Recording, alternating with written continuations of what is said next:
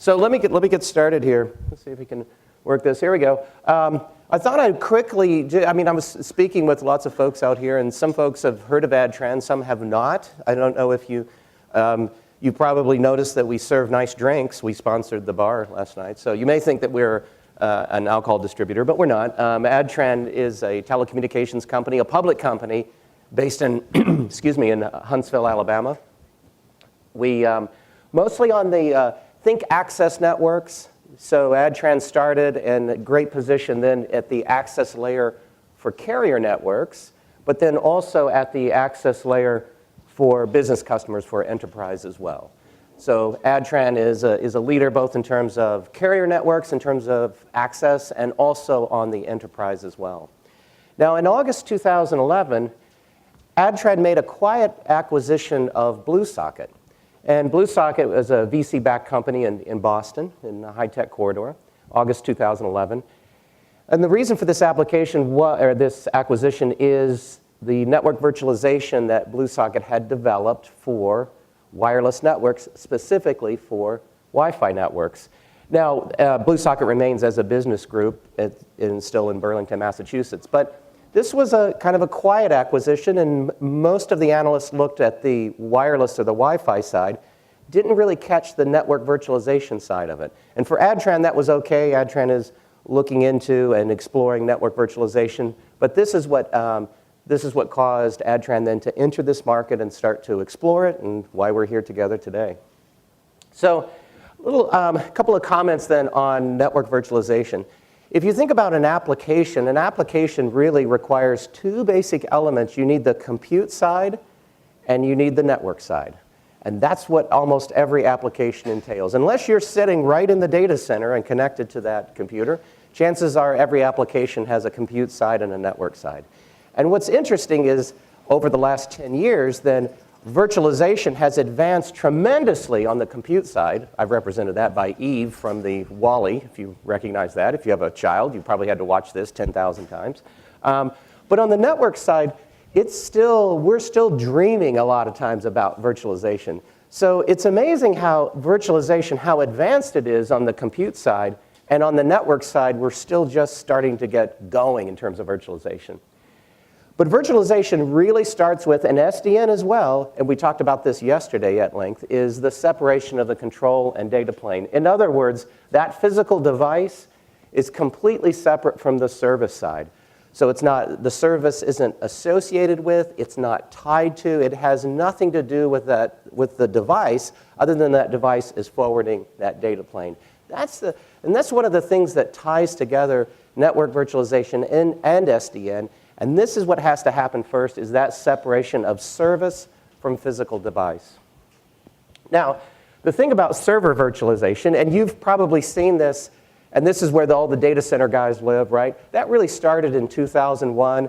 What you saw then, starting in 2001, is all of these things that are physically represented in the data center or on the local area network, over time gets represented in a virtual environment. And what's left then is an x86 machine on which all of this operates. That is starting to take place, really started to take place last year then on the network side. So you started seeing things that you know of in the physical world start to be represented in the virtualized world. The only real difference is it's about 10 years behind. So there's about a 10-year difference between what's happening on server virtualization versus network virtualization.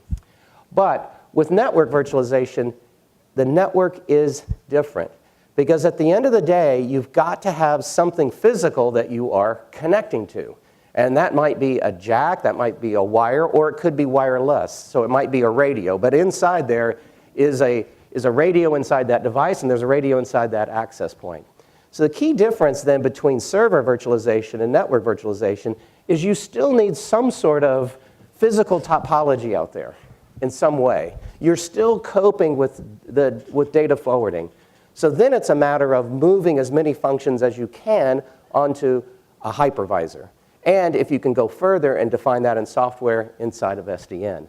So even though network virtualization is behind, it is fundamentally different than server virtualization. So yesterday we were talking about, I was on a panel and we were trying to go through and distinguish between network functions virtualization and SDN. I think one of the easiest ways to understand a new concept, and when you get back to the office, your chain of commanders, they're going to ask, what is network functions virtualization? I think one of the easiest ways to explain any new concept is with a Venn diagram, right? Take a Venn diagram, you take three unrelated things, you put them together, you find out what's in common. That's a good way to understand anything. So let's look at network virtualization from a Venn diagram point of view. Let me relate it to some things that are not, it's not obvious that they're related. Let's relate that to Katy Perry.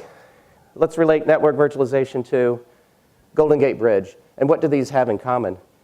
Well, Katy Perry network virtualization, currently sexy, I'd say that. 10 years from now, who knows? May not be, but right now, both currently sexy.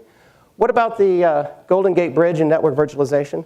Both you can achieve incredible scale. Golden Gate Bridge, incredible scale. You can create incredible scale with network virtualization. What about Katy Perry and Golden Gate Bridge? What does that have in common?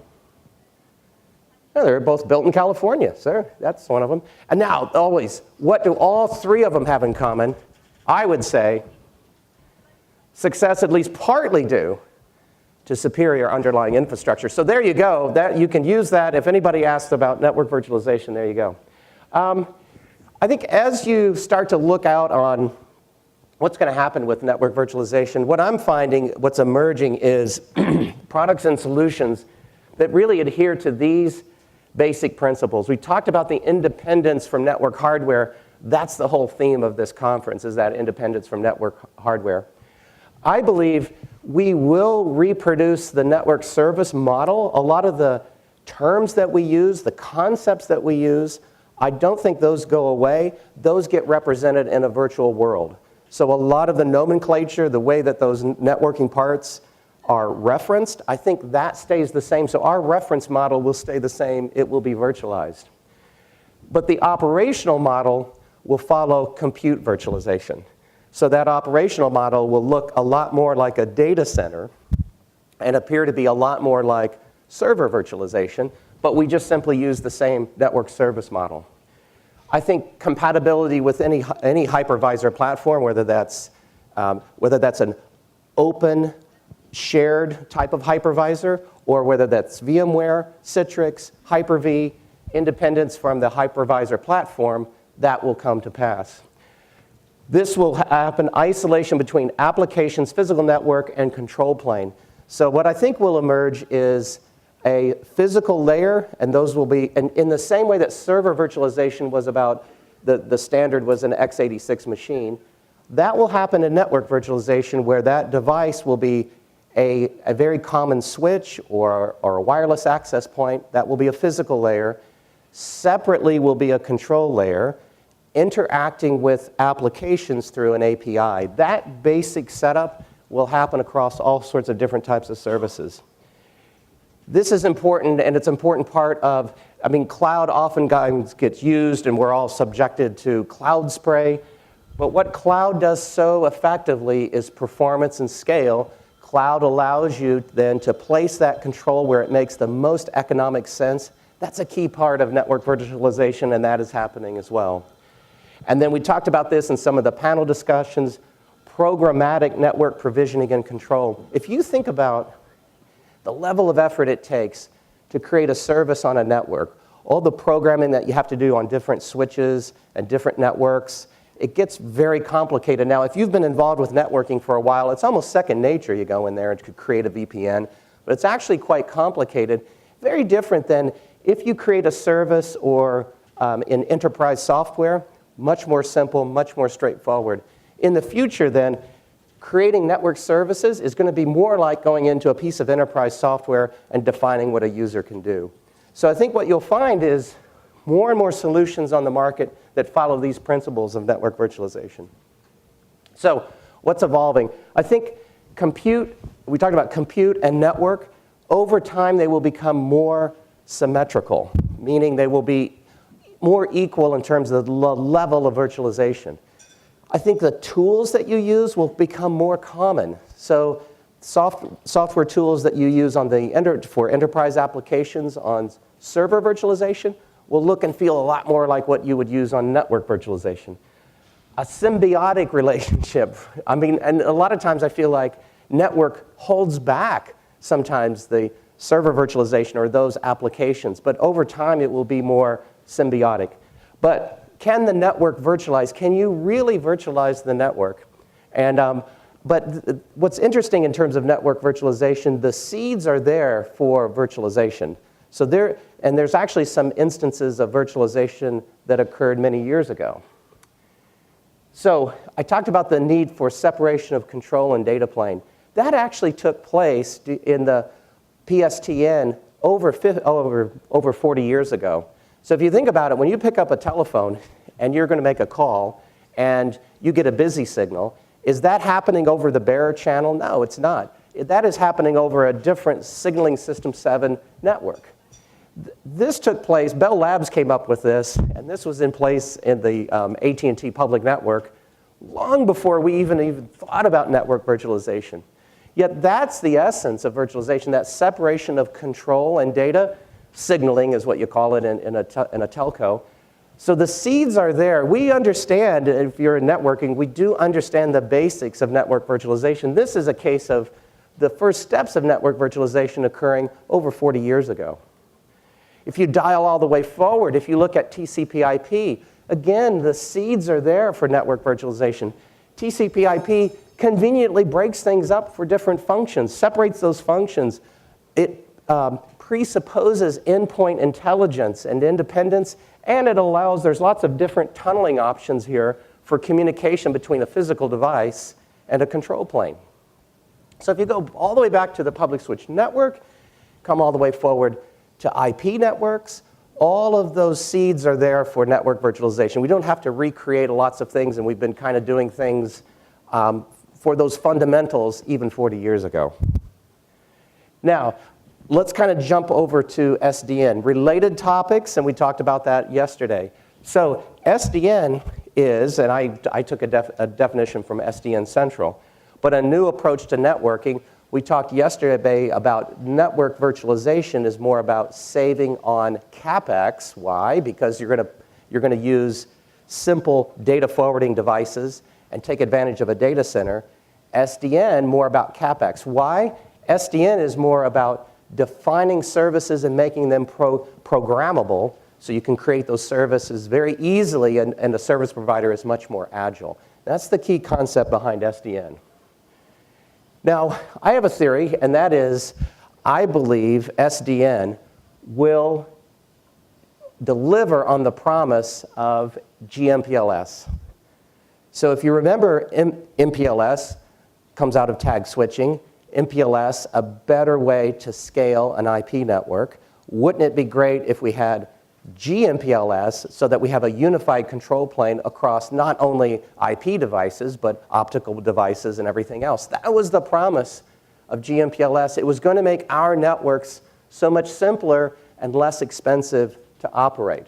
So we could have had a session like this 10 years ago talking about GMPLS and how that was going to change the world. Well, what happened with GMPLS? A good idea, right? A unified control plane. Hey, that's a good idea. But what happened? It got way too complicated. So I don't know if you've ever, and when I talk to carriers, I've talked to some of them that are using GMPLS, but really just for network management. It never fulfilled as a unifying control plane. I think SDN can do that. SDN can deliver on that promise, provided that it doesn't fall victim to, this is the Koeneman law of networking. I'm not sure if you're familiar with this, but I find this to be true. It's holding up quite well. Any networking protocol with an acronym that exceeds 4 letters is doomed to irrelevance.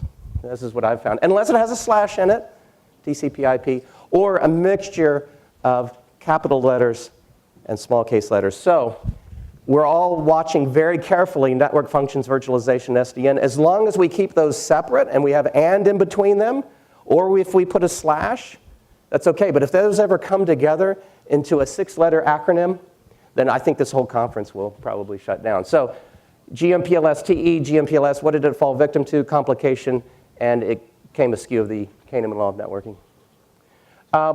So I get this question a lot. Does SDN necessarily imply open flow? So on one side of it, if you talk to the server guys, they'll say yes. So on the SDN side, they'll say yes. On network functions virtualization, they would say no. I would say that the control plane interface that OpenFlow is an example, but not necessarily the only way that that protocol, that control plane protocol can operate. This construct is definitely compliant with SDN. These network devices, that could be a switch, that could be an access point, that could be anything. But the concept is SDN, a separate control plane, APIs on which business applications can be written. But I would claim that OpenFlow is a good example, but not a foregone conclusion in terms of the protocol for that control plane. All right, we'll do one more. I know you want to hear, how are you going to define SDN and how do you differentiate it from network virtualization? Venn diagram, let's do it. Let's relate software-defined networks to Loch Ness Monster. Let's relate Loch Ness Monster software-defined networks to global warming. So, Loch Ness Monster software-defined, some say it is mythical. I'm not sure. There's evidence that they both exist, but some say it's mythical. Loch Ness Monster global warming, detected in large bodies of water, right? Loch Ness Monster, he's in that big lake in Scotland. And where do we detect global warming? In the ocean, so both are detected in large bodies of water. Software-defined global warming, I think data centers actually encourage it. If you have a data center, chances are you're going to create a software-defined network. And they say that data centers contribute to global warming. So, and what do all three of them have in common? I think the world would really change if they get loose.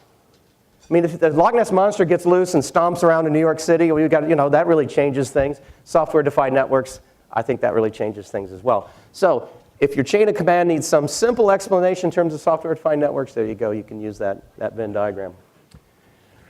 Another point, I remember talking to service providers in 1996 and 98.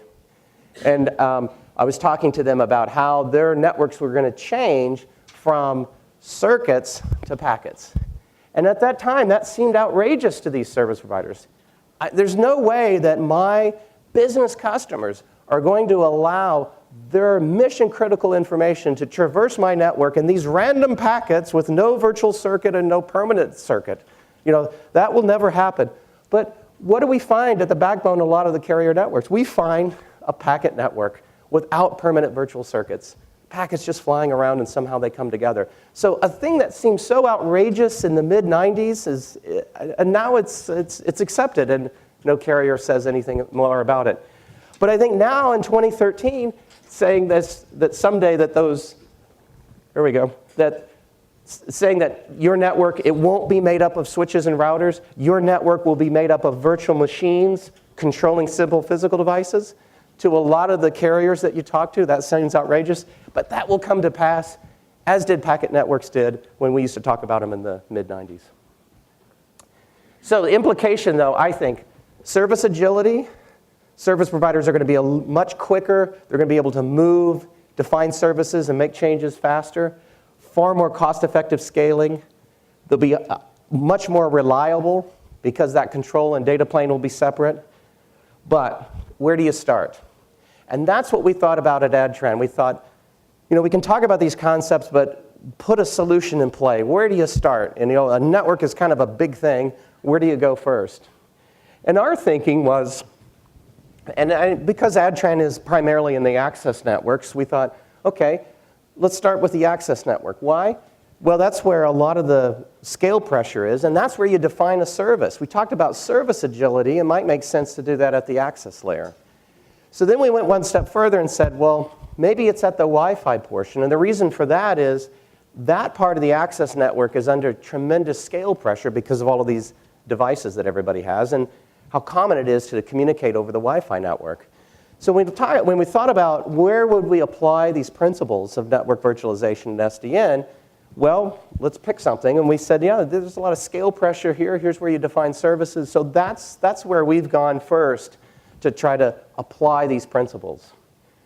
So when I talk about Wi-Fi, I'm not talking about the Wi-Fi in your home, which is a simple access point. So we're talking about Wi-Fi in the enterprise. And the way that it's constructed in the enterprise, by and large, and it doesn't matter which vendor, this is a common architecture, is you have simple access points, and behind that access point is a controller that does all the heavy lifting.